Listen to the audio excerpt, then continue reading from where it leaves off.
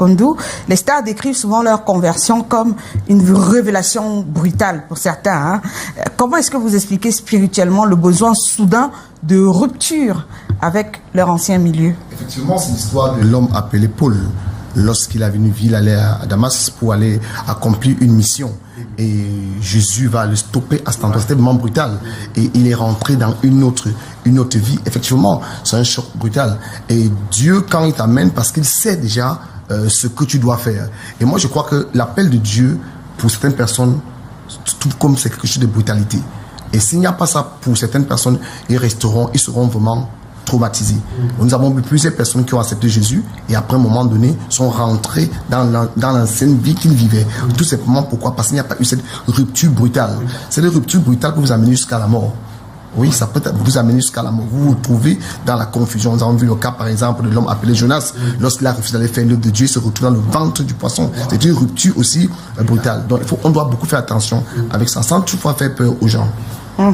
D'accord. Alors, je propose que derrière la transition, qu'on écoute le prochain témoignage. On l'a dit, il était comédien, il était artiste, humoriste juste avant sa reconversion.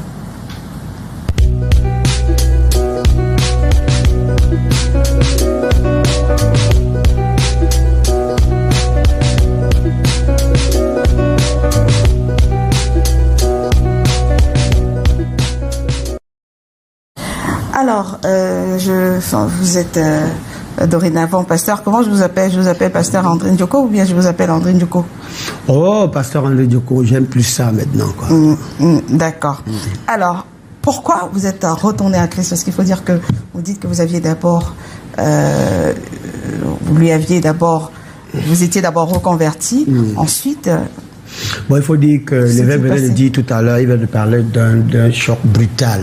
Bon, j'ai accepté Jésus il y a approximativement 15 ans, voire 16 ans par là, étant toujours dans le showbiz, voilà, les spectacles, la présentation à la télé, tout ça. Donc, vous êtes toujours dans la famille du showbiz.